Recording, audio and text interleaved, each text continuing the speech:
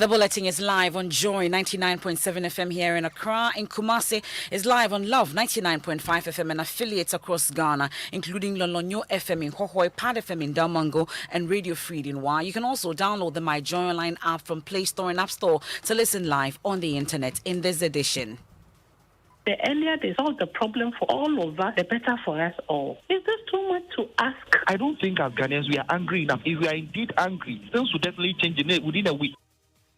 Time to fix an ailing healthcare system. Reaction to the story of a 12-year-old boy who died at a clinic in the Volta region after his family could not simply find a bed for him here in Accra.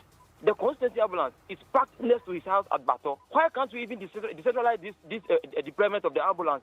Why can't the district manage that thing? The Ghana Medical Association is calling for reforms to digitally connect all hospitals. We have details plus here from the ambulance service on what may have accounted for a nearly 5-hour delay in transporting that 12-year-old boy.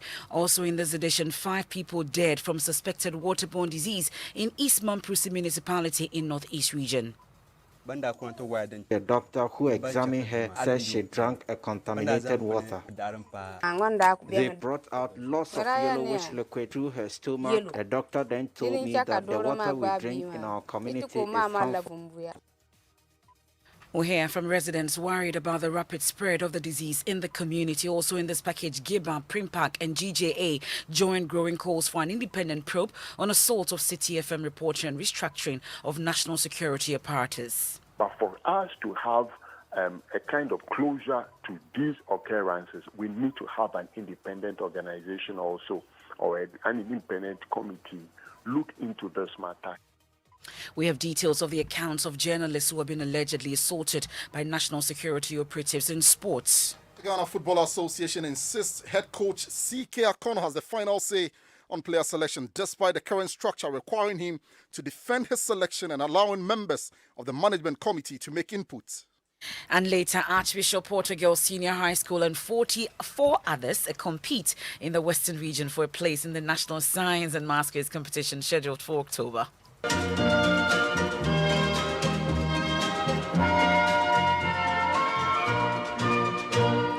Expect the best from us. We'll do our best on stage and we make sure we're qualified, and by the grace of God, everything will be fine. We have that and more here on the Midday News with me, Emefa Apo.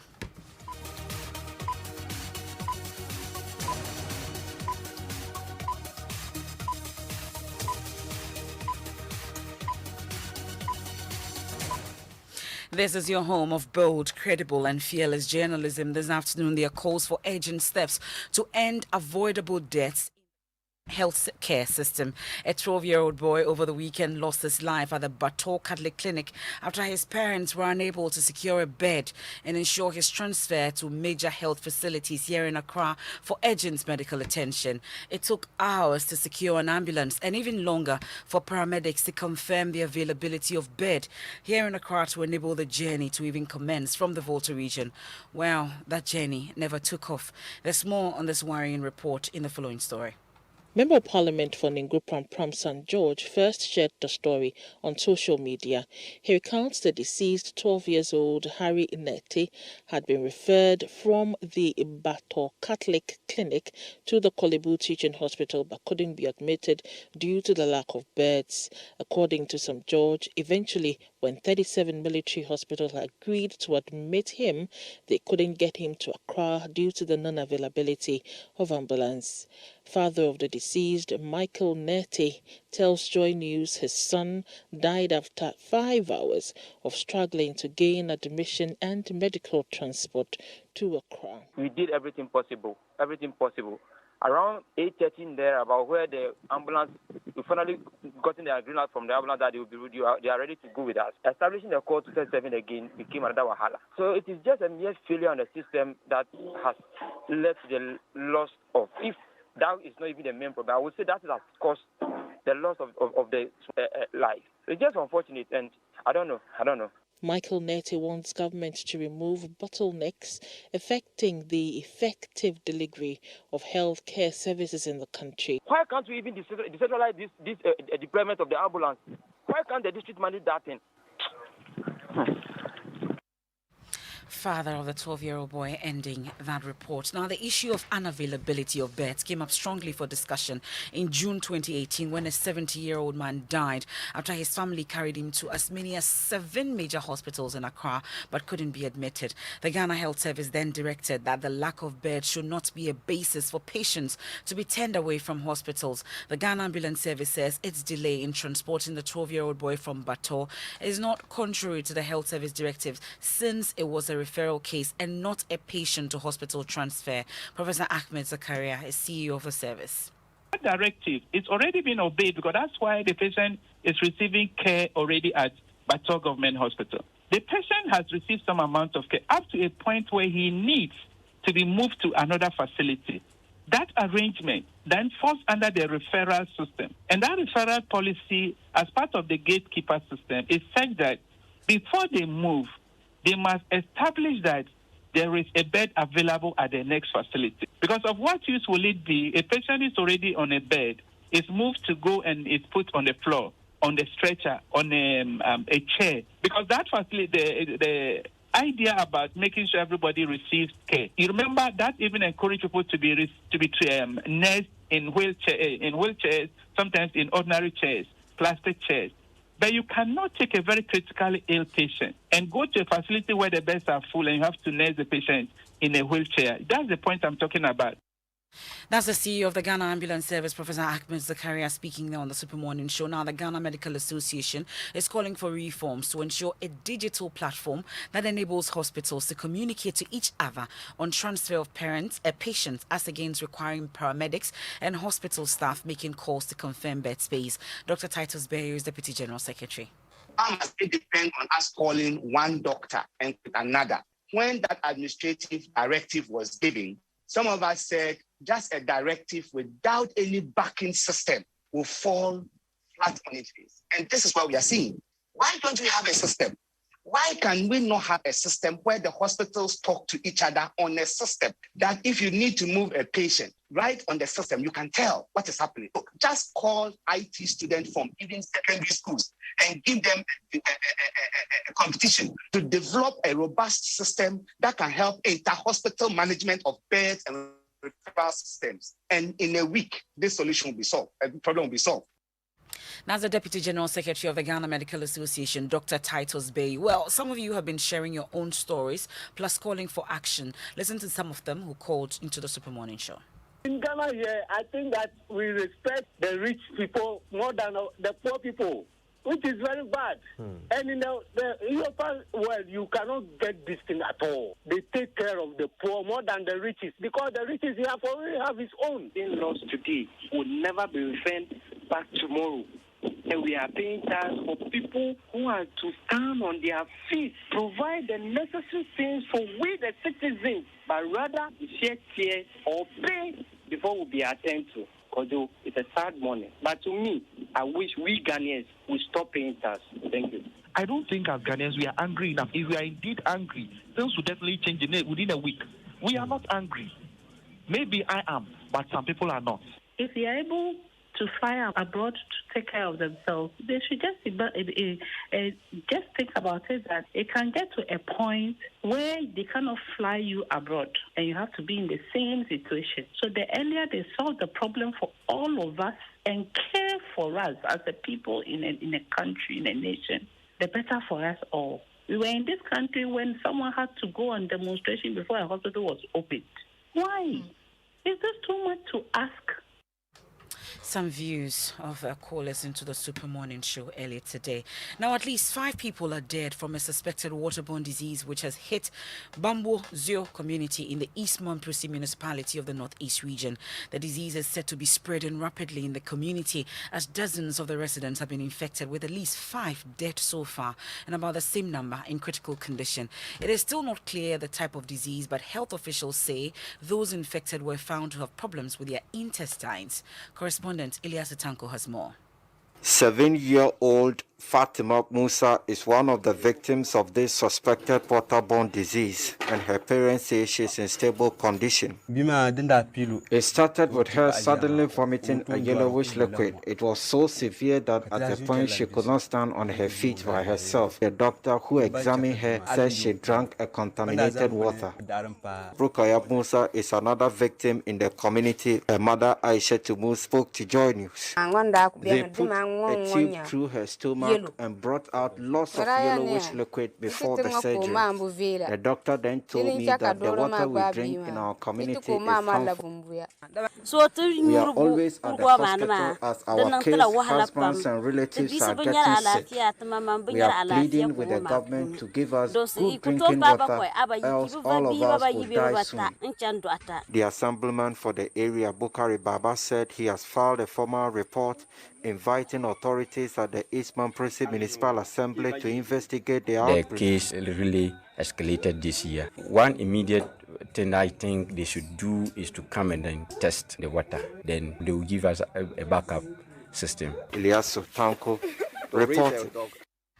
Let me take you live to Bambo Zio community where Ilyasu Tanko is currently touring the area with District Health Directorate to assess the situation. Ilyasu Tanko, tell us what exactly the team has found so far. Well, the health officials say because the information did not come to them officially, they have dispatched a two-member team and they are currently in the community. What they are doing is going around the houses of the victims or the survivors and talking to relatives of people who have died out of this particular disease, and they are collecting information from there. According to them, they will now get back to the Baptist Medical Center where all these people were treated to get much information, and they will know how to deal with this particular situation. And what exactly are the symptoms that those who are affected by this are showing? Sorry, come again. I'm asking about the symptoms, the signs that they're showing. Well, they are not showing any visible signs. We have been able to speak to about 4 persons who have been treated of this particular disease, and they are mostly little children.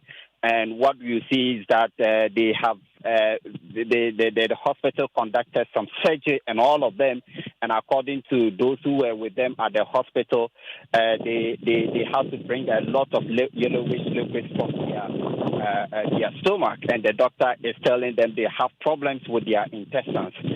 But physically, they didn't show any signs, MFA. Thank you very much. That's Ilyasu Tanko, is our Northeast Regional Correspondent. Now, the Ghana Independent Broadcasters Association, GIBA, Private Newspaper Printers Association of Ghana, PRIMPAG, and the Ghana Journalists Association, GJA, are joining calls for an independent probe and the calls for an independent investigation into the assault of City FM journalist Caleb Kuda. President of GIBA, Danswen Nkra, says whilst the national security itself could investigate, it is important for an independent committee to also look into the matter. We'll hear from him shortly, but first, here's a news desk report on arrest of journalists by national security operatives, plus the ordeal. On 27 June 2019, officers of the National Security arrested the deputy editor of online news portal modernghana.com, Emmanuel Ajafor, and Emmanuel Yeboah, a reporter with the same news organization, over an article that appeared on the website about National Security Minister Albert Kandapa. According to Emmanuel Ajafor, the National Security operatives tied his hands, slapped him several times, and shocked him with tasers. They even gave me food to eat well so I could get trained for more slap. Before they interrogated me, they handcuffed me behind, my head down, my legs up against the wall. Then you see my back, they hit and I fell like this. He told me to do press up and stand up, so I had to do press up like this. So I did the press up to a point I couldn't do that. I felt like this, and I said, "Boss, I'm weak." Then one guy put his hand here and pulled me up. Then the other guy came with the and I fell again. So when I fell, then they asked me to rise up. Then I rise up, then I couldn't breathe. You know, your backbone controls your nervous system. The National Security Secretariat rejected the claims of the journalists, insisting they were not manhandled or subjected to any form of forced physical contact. The Secretariat in a statement claimed, quote, "We consider it to be a clear and deliberate attempt by the suspect to discredit the investigations and the case against him. Torture and manhandling of suspects are not part and parcel of the culture and architecture of the Secretariat under the administration of President Akufo-Addo. End of quote. 3 days afterwards, an Accra High Court dismissed the case against the two modern Ghana journalists, Emmanuel Ajafo and Emmanuel Brichum, after the state indicated to the court it wanted to conduct further investigations. The two were charged with conspiracy to steal, stealing, and unauthorized access to electronic information. Nothing has been heard again regarding this case. Fast forward 2 years later, the national security is in the news again following the alleged arrest and assault of City FM reporter Caleb Kuda after he filmed some abandoned vehicles procured by Maslock. The reporter alleges that he was slapped and kicked several times whilst handcuffed. But there was just still slapping me from the back. You'll be talking to another one, and someone will just come and slap you from the back, and you feel dizzy at once. And at this point, they had handcuffed me, and every now and again, one will come and press it harder so that I feel the head. I was so thirsty. One guy came in, he was like, "Oh, Caleb." That's the news desk report there put together by Kweku Asante. We can now hear from President of the Ghana Independent Broadcasters Association, and they've been calling for reforms in the national security. Under this circumstance, the National Security Secretariat or the Ministry of National Security has its own mandate how they operate. And therefore, if they want to set up an in-house inquiry, that is their prerogative. But as far as this particular issue is concerned, we are saying that the National Media Commission must carry out its investigation. The National Security, whatever you call them, either the Ministry of National Security or the National Security Secretariat, can also carry out their investigation. But for us to have a kind of closure to these occurrences, we need to have an independent organization also, or an independent committee look into this matter, come out with a document that would address all sides of the issue and make sure that we do not get a repetition of this. So that's Danso Aninkra there. He's the president of the Ghana Independent Broadcasters Association.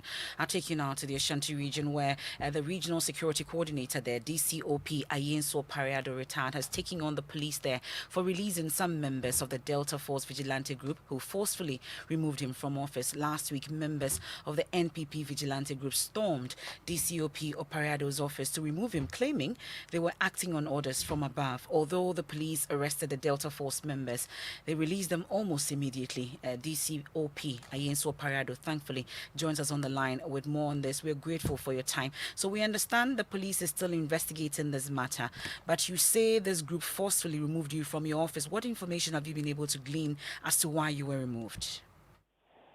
Well, good afternoon, Araba. They came to the office about 5 p.m. and said that they've been directed to bring me to the National Security Coordinator. I said I won't go. They handcuffed me, pushed me here and there.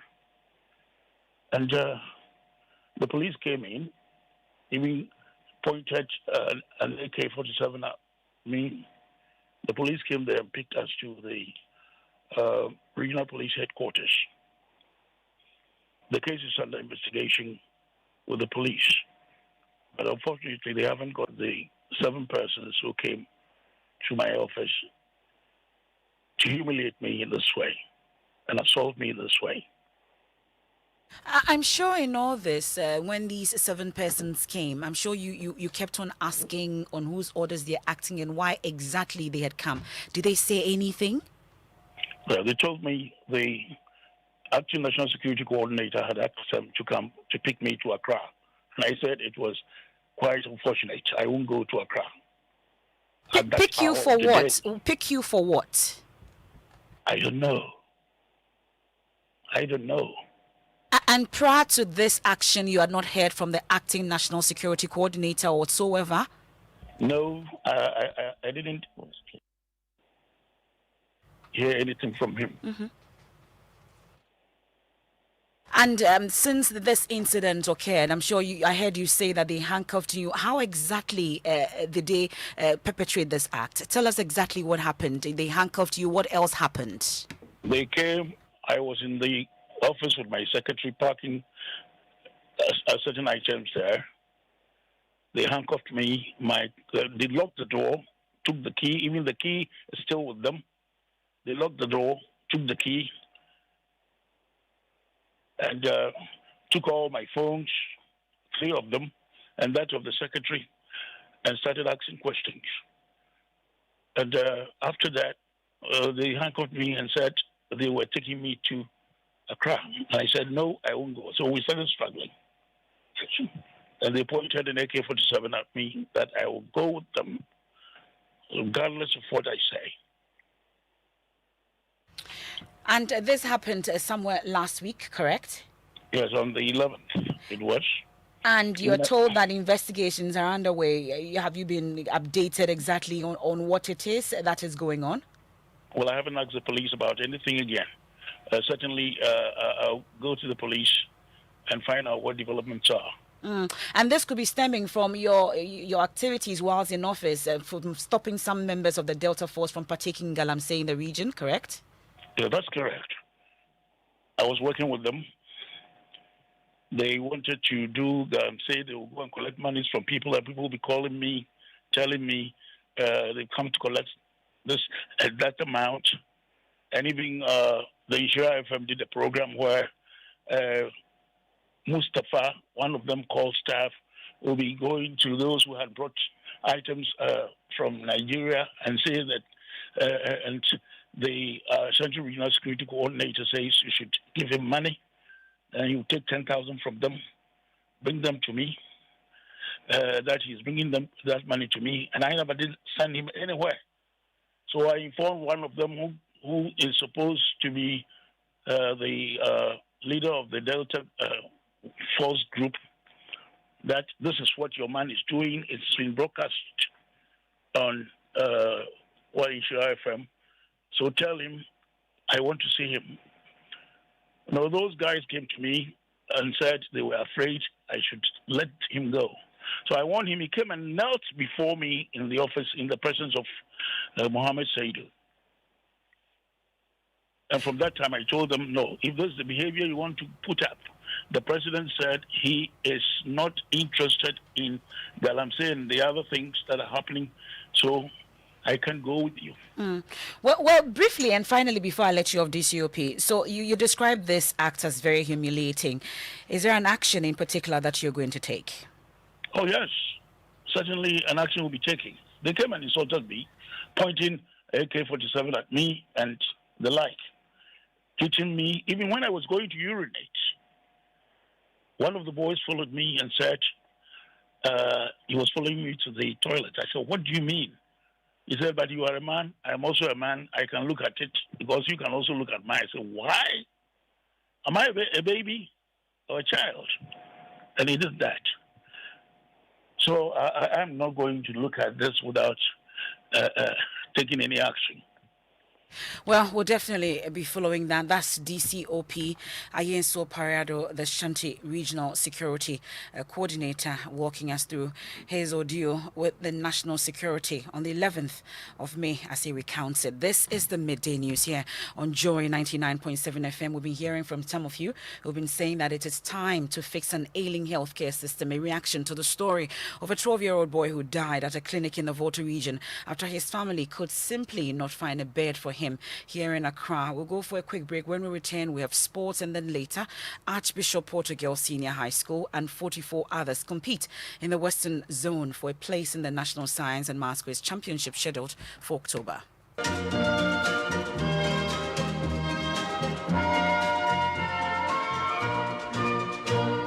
Expect the best from us. We'll do our best on stage, and we make sure we're qualified, and by the grace of God, everything will be fine.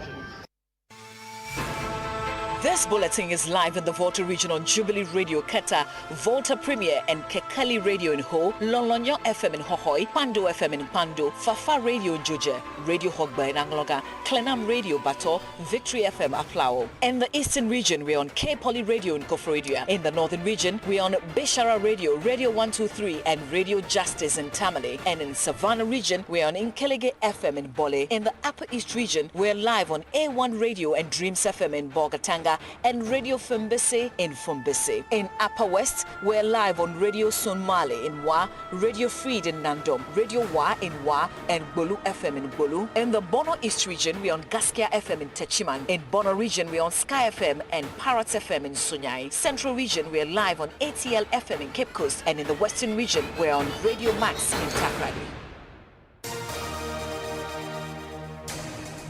This is the Midday News here on Joy 99.7 FM. Hans Mensando has sports.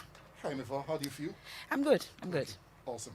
Now, the Ghana Football Association insists head coach C.K. Akono has a final say on player selection despite the current structure requiring him to defend his selection and also allowing members of the team's management committee to make input. It comes in the wake of recent conversations regarding interference in player selection to the various national teams by members of the GFA and also the political class. Here is Director of Communications, Henry Asantichum.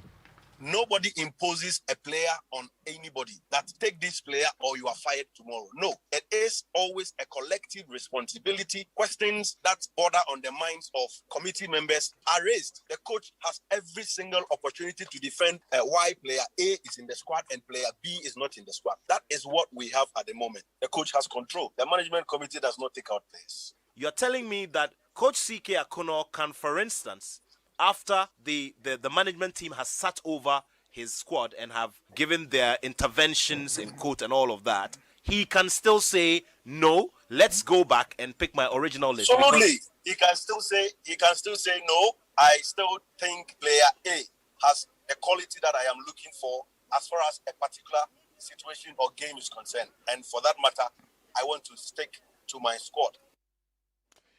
That's Henry Asantichman, is the communications director of the Ghana Football Association. And Chelsea fans would note that their women's team lost the women's Champions League final. The men's Champions League final is some weeks away, so maybe it's a sign of things that will be coming. Okay.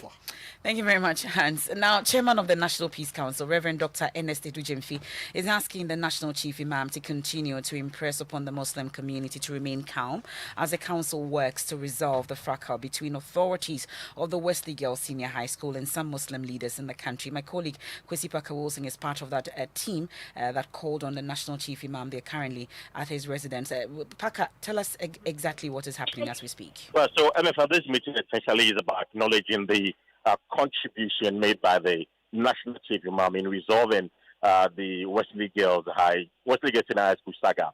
Now, the chairman of the National Peace Council is of the view that the Chief Imam has really contributed to those issues, and then impressed upon him to ask the Muslim community to exercise restraint. But he revealed that there has been some significant progress as far as this issue is concerned, and very soon there will be an MOU signed by all the stakeholders as far as the rights and responsibilities of students are concerned going forward. That's my colleague Kwesi Paka-Wilson reporting from Fadama. I'll take you to the Ashanti region back because the couple is reported dead, 3 injured and others displaced following downpour in Kumasi. The couple died when a wall collapsed on a temporary structure serving as their accommodation. Love FM's Nana Aljima has more.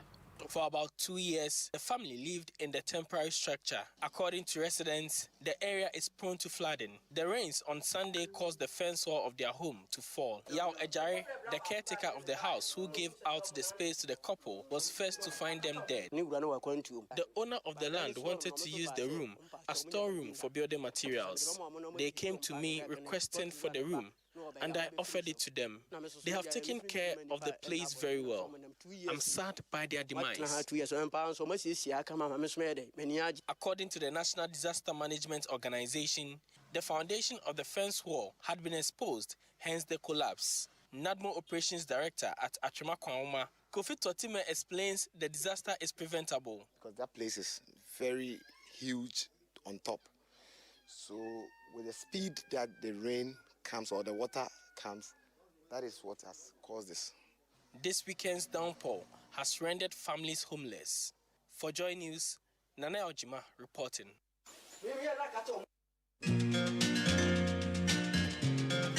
And it's time for National Science and Maths Quiz. Archbishop Portugal Senior High School is part of 45 schools competing in the Western and Western North regional qualifiers for 10 slots at the competition slated for October. We can hear from Maxima Jansi. She's leading her team.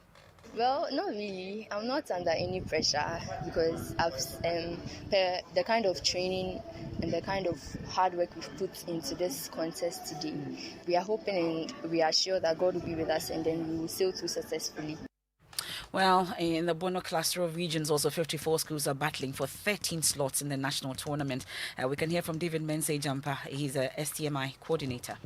Looking at the previous years, the performance of the Brown Hartford region itself has been very low. But I think we are looking forward this year that we'll get to the finals, as we promised when we came for the balloting, because we have prepared our students this year for this exercise.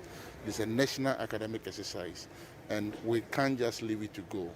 We are hoping that this year we are going to perform and do better. So what's different this year? The difference is we've trained the children. That's it for National Science and Maths Quiz. We can't go without bringing in my pizza CBD. What's in showbiz? All right, MFA, since the beginning of the COVID-19 pandemic, there's been a lot of conspiracy theories, and the vaccine also came up. There were a lot of conspiracy theories, and there was a debate, COVID vaccines versus Christianity. And now American gospel musician Phil Thomas has been wading into the Christianity versus COVID vaccine debate on Joy Time in his presence on Joy FM.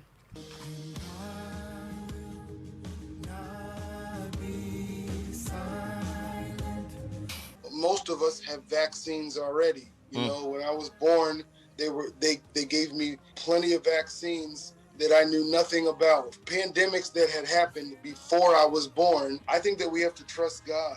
The intelligence that it takes to come up with the vaccine is God-given. So, I think on some level, we just have to trust God. I kind of think that eventually the whole world will be vaccinated, whether we like it or not. I'm not mad at anybody that's apprehensive about it, but I do think that it's inevitable.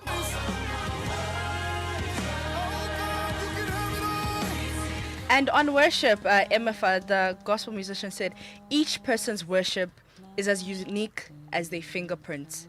Each person's worship is as unique as their fingerprints. Of course. Thank you very much, Mapitso CBD. And that's it for the Midday News here on Joy 99.7 FM. My Joy Online, Mahamas Dumso is different from Ekofados. That's Kwekwawachi. Hologram QR code to authenticate full vaccination status of Ghanaians. And then also Bantama SDA primary headmaster shot dead by suspected armed robbers. Top stories on myjoyonline.com. Just one blessing. That's all we need. That's the topic for Living Word today by Pastor Mensa Otabil. Just one blessing. Do stay. I am MFA Paul.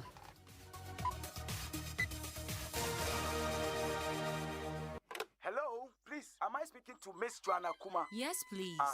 My name is Philip and I'm calling from MTN. Someone has just sent you money and we will need you to enter your